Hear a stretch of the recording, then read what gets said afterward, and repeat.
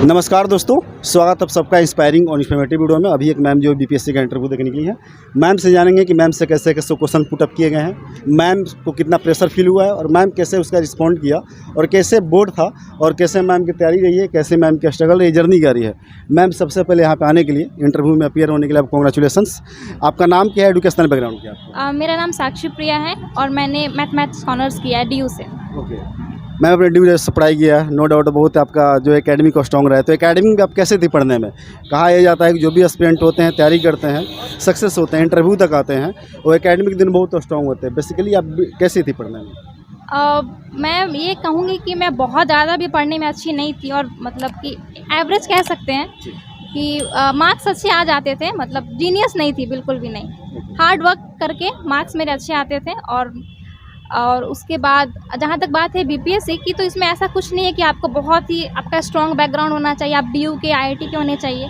Normal college से भी पढ़ के आप अच्छा कर सकते हो। बस आपको यहाँ का जब आप तैयारी स्टार्ट करते हो ना, वो पीरियड आपको बहुत मेहनत करने की ज़रूरत है। आपको ये भूल जाना है कि मेरा बैकग्राउंड क्या है, कौन कहाँ से आता है, नहीं आता, ये मैटर नहीं करता। सो मैम आपका कौन सा अटैम्प्ट रहा है और आपका मीडियम क्या था और ऑप्शनल सब्जेक्ट? ये मेरा 3rd अटैम्प्ट है और मेरा मीडियम इंग्लिश है और मेरा ऑप्शनल मैथमेटिक्स है। कौन सा बोर्ड था मैम और उस मेंबर कितने थे? मुझे बोर्ड एक्चुअली नाम तो मुझे नहीं पता, फर्स्ट बोर्ड था मेरा और इसमें 4 लोग थे। आपसे पहला क्वेश्चन क्या पूछा गया जब आपने इंटर किया? तो आपसे पहला क्वेश्चन क्या पूछा गया? फर्स्ट क्वेश्चन ये था कि आपने ग्रेजुएशन 2018 में किया है। मैंने कहा यस सर। ये मेरे से पहला सवाल पूछा गया था। आपके डैप से क्या क्वेश्चन थे, हॉबी वगैरह से रिलेटेड कुछ क्वेश्चन पुटअप किए गए थे? डैप से उन्होंने मेरे से, मतलब मेरी हॉबी सिंगिंग है, तो उन्होंने मुझे से पूछा कि राष्ट्रगान कौन सा है और राष्ट्रगीत कौन सा है, बस। नहीं पूछा डैप से। आपकी ऑप्शनल जो मैथमेटिक्स है उससे किस टाइप से क्वेश्चन पूछे गए? मेरे ऑप्शनल से उन्होंने ये पूछा कि इंडिया के जो ग्रेट मैथमेटिशियंस हैं उनके नाम बताने को, और उसके बाद एक क्वेश्चन था कि कौन सी ऐसी संख्या है जिसमें 0 नहीं आता है, ये। और फिर बेसिक HCF और LCM को बताना था, उनके डेफिनेशंस एंड उसके यूजेस, बस। मैम करेंट बहुत पूछे जाते हैं इंटरव्यू में, ऐसा बताया जाता है। करेंट में आपसे कुछ क्वेश्चन रखे गए थे? हाँ, वो उन्होंने मुझसे पूछा था कि अभी जो करंट है पूरे वर्ल्ड में जो सिचुएशन चल रही है, उसमें उन्होंने बोला कि आपको कितना पता है, कौन सा न्यूज़ के बारे में पता है, एक ये पूछा। और एक क्या रिस्पॉन्ड था? Russia, Ukraine, Sri Lanka? नहीं, मैंने श्रीलंका के बारे में बताया, अपने नेबरहुड का है। तो फिर उन्होंने जब पूछा कि ठीक है आप श्रीलंका के बारे में बता रहे हो, तो क्या प्रॉब्लम है, क्या रीज़न है कि वहाँ इतनी बड़ी क्राइसिस चल रही है, और क्या इंडिया में भी ये चीज़ हो सकता है। और उसके बाद यही क्वेश्चन थे।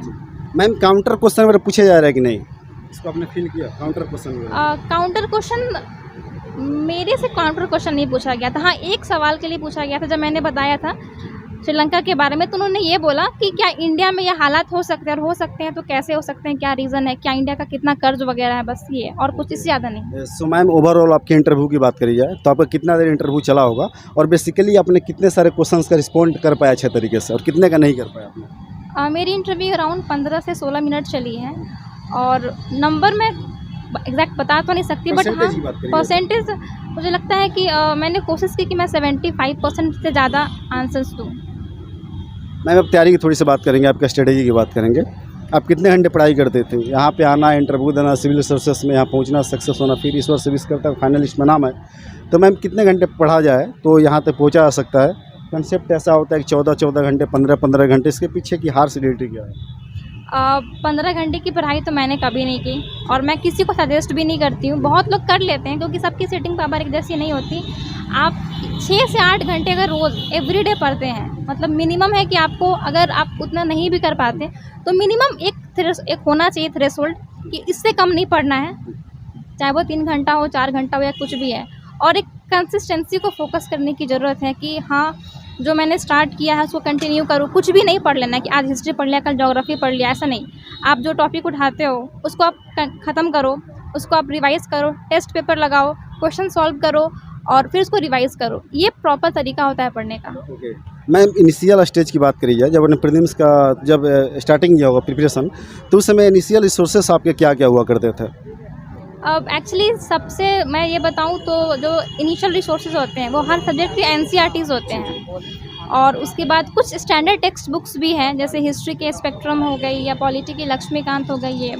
और ओवरऑल अगर मैं बीपीएससी की बात करूं तो इसमें जो है एक बुक है लूसेंट जिसको हम कहते हैं, वो बहुत इंपॉर्टेंट है। उससे आप पढ़ नहीं सकते बट हाँ एज अ रिवीजन आप कर सकते हैं, क्योंकि साइंस वगैरह के प्रीलिम्स में साइंस बहुत इंपॉर्टेंट पोर्शन होता है, हिस्ट्री इंपॉर्टेंट पोर्शन होता है, तो आप उसको बहुत अच्छे तरीके से रिवाइज कर सकते हैं, वो बहुत हेल्पफुल होता है। सो मैम, जैसे कि आपने रिवाइज करने की बात कही, रिवीजन का एक पैटर्न होता है, सबका अलग अलग होता है पैटर्न। मैं आपसे जानना चाहूँगा रिवीजन करने के, इससे कोई आज आपने टॉपिक पढ़ा है तो उसको कैसे रिवाइज किया आगे के दिनों में?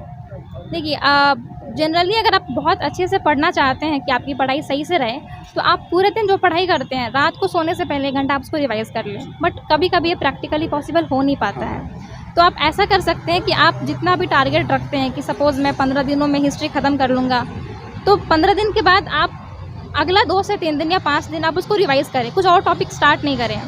वो बहुत इंपॉर्टेंट है, क्योंकि अगर आपने रिवीजन नहीं किया तो फिर जब आप दोबारा उठाओगे ना तो वो फिर आपको नया लगेगा।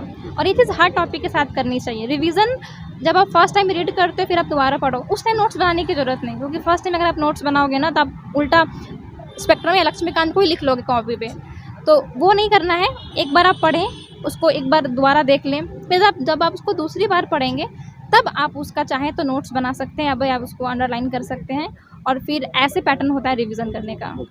मैं बात करा जाए कि आपके जो मेंस की बात करी जाए कि मेंस में जैसे कि राइटिंग स्किल को इम्प्रूव करने की बात होती है, आप भी जब मेंस के इनिशियल डेज में होंगी, जब आप राइटिंग कर रही होंगी तो अच्छे मार्क्स नहीं आ पा रहे होंगे, अच्छे से नहीं लिख पा रही होगी, तो उसको आपने कैसे इम्प्रूव किया? जो भी स्टूडेंट हैं उनको आप क्या कहना चाहोगे?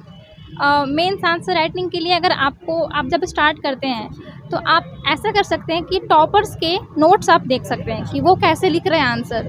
और स्टार्टिंग में कोई ज़रूरत नहीं है, अगर आप नहीं लिख पा रहे तो आप मॉडल आंसर से स्टार्ट कीजिए। जैसे जो बीपीएससी क्वेश्चंस पूछता है आप वो देखें, उसके मॉडल आंसर देखें, और जब आप खुद से लिखना स्टार्ट करते हैं तो आप हेल्प ले सकते हैं, आप देख कर लिखें। अगर आप बिल्कुल नहीं लिख पा रहे तो आप देख कर लिखें।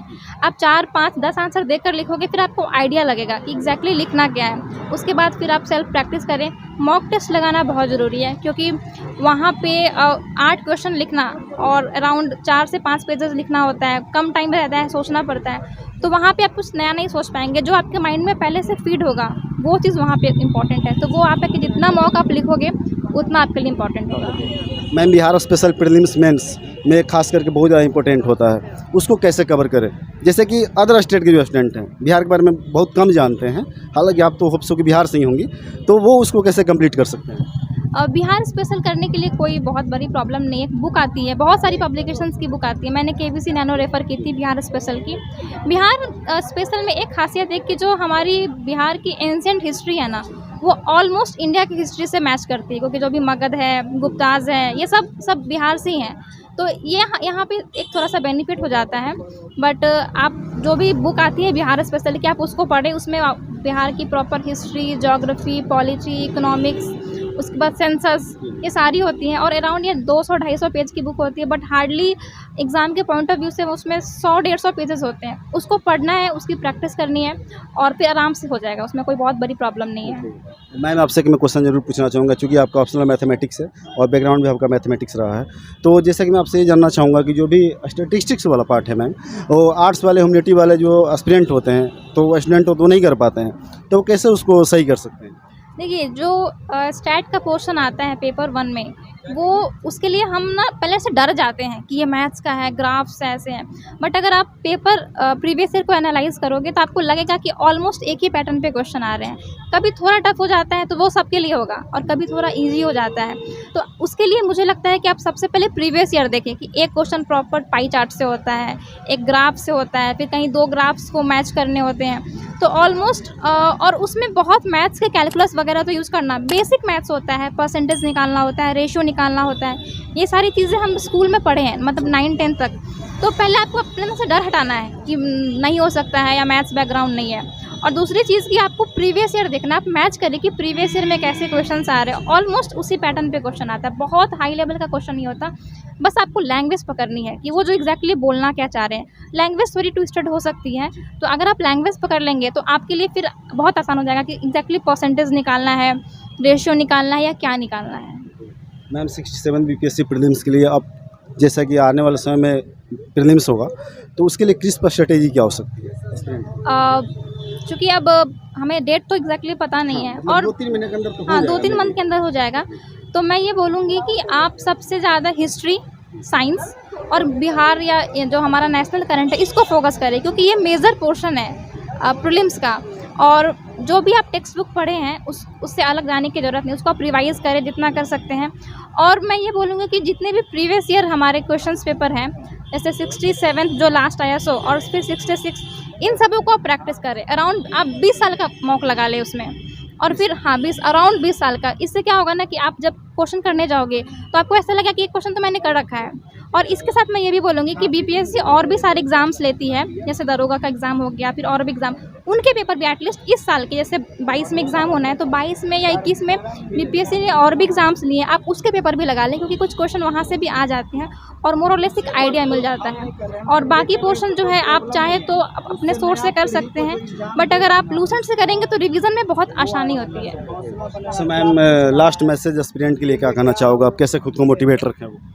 अब मैं ये बोलूँगी कि सबसे पहले तो आप ये सोचें कि आप एग्ज़ाम निकाल सकते हैं, ठीक है। और ये समझें कि ज़रूरी नहीं है कि आपका एकेडमिक बैकग्राउंड बहुत हाई होना चाहिए, आप बिहार के गांव में रहकर भी निकाल सकते हैं इस एग्ज़ाम को। तो बस अपने मोटिवेशन को हाई रखें, और जो आपने टाइम अलॉट किया है पढ़ने का उसको प्रॉपर दें, उसमें कोई कोताही नहीं होनी चाहिए कि आज ये है कल वो है, एग्ज़ाम कैंसिल हो गया, कोई बात नहीं है, कैंसिल हुआ है सबके लिए हुआ है। तो आप बस ये थोड़ी सा अपना संकल्प रखें, रिवीजन करें, रिवीजन बहुत इंपॉर्टेंट है, और टेस्ट पेपर लगाना बिल्कुल ना भूलें।